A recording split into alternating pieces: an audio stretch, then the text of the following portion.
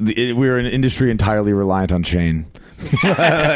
like if Shane does well, then probably other people will start. Did he overhear that at the after party? Somebody being like, Shane is just changing like all of our lives. Yeah. The premiere of Tires, Shane McKeever and Steve Gerbins show that if you are in the comedy podcast world and you follow all the podcasts, particularly Shane, follow the comics, you know about Tires. Tires is like this almost like 10-year-old pilot. Yeah, it's been on YouTube, and obviously once Shane exploded, I think Netflix was like, what else do you got for us? And I'm sure they were like, well, we do have this pilot already shot that, it's a great idea. It's basically just about, guys working in a tire, what do you call that? A tire store? The true story. Mm-hmm. Right. It's Gerben's dad actually owns Valley Forge auto mechanic shop. And so they premiered it at a theater. It's not a true story, but it's roots in truth. Yes. It's like, what's very cool about them though is like what they're doing is like they're friends. Yeah, that's really like when if you were doing this with like your lifelong friend. I mean, I guess if we were to do something now, you and I, it's like we basically have become lifelong friends from this. Right. But if it was like we knew each other all this time, and we both, all 3, 4, 5 of us have been trying to become comics, and then we did, and one of us exploded, and then we get to do a show together, it'd be like, this is literally what we dreamed of. Yeah. When you're probably like, I don't know how old those guys were when they first met. I don't know. But, if you were in high school together or whatever, just being like, man, wouldn't it be cool one day if like we all made it? It's like, you fucking did, dude. It's some Entourage shit in real life. Except they're idiots. Yeah. It's not like, hey, I'm the smooth guy from New York. It's like we're all the fucking idiots from Philly. Like McCusker showed up. Oh, yeah. I'm not talking about to the red carpet or to the premiere. He just walked into the theater from the back, like just regular general admission, if you will. Our crew was sitting in the second to last row because the Stuff Island and those guys were in the row behind us, the last row.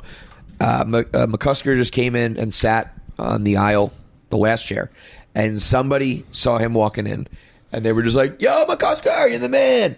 And so everybody turned. And he got like a standing ovation for just coming into the room.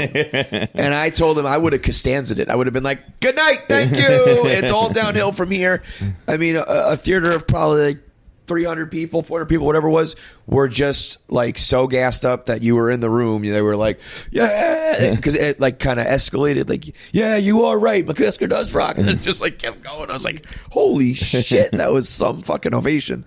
But then Francis gets called up to the stage. They were like, Frank did great. I think he's here tonight, right? And we all start clapping. And when I tell you Francis seized that opportunity, my man hit the hole. Like if that was me, I would be like, oh, should I go up there or not? Do they want me? I could just wait to the crowd, whatever. He was like gone and hit the stage. And Stavi was up there by that point, and he just kind of starts doing his big Stavi laugh, that snicker. And he's like, isn't it funny that we all have better lives than Francis? He's like a Harvard graduate. And he's like so in shape and good looking and stuff, and we're all more successful and rich than he is. And it was just so mean but true. But it's also because it's like, well, yeah, you're talking about Shane and Stavi and these guys who are wildly successful. So it's no knock to be less successful than the guys who are on the stage there. Francis also got just shut the fuck down. By the end of the Q&A, the executive producer was the moderator, and he was not, I don't think he's like a comic or anyone in the industry. I think he's like just like an exec, and he was trying to conduct like a real Q&A.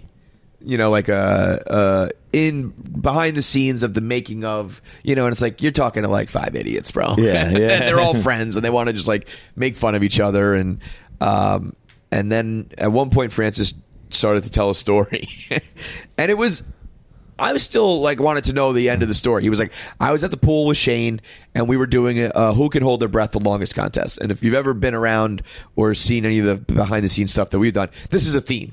If there's a pool and Shane Gillis is around, he is going to swim and hold his breath. and he's going to challenge people, and he's going to declare himself like the king of the world and make fun of pussies who can't hold their breath longer than him. And so Francis is trying to tell the story about like who could hold their breath longer, and this girl Kyla, who was part of the cast as well, starts bringing up water polo. She's like, well, you're on the water polo team. And then Francis was like, actually, I did. I don't even know what he said. And the executive producer goes, I don't know where this story is going. Thank you guys. Good night. And just cut him down. And it was just like that. I mean, it was a shutdown like I've never fucking seen before. So I don't know. I think that's going to be the way that like Kim K and them were making fun of the dais at the roast, being like, I don't even know who these fucking people are.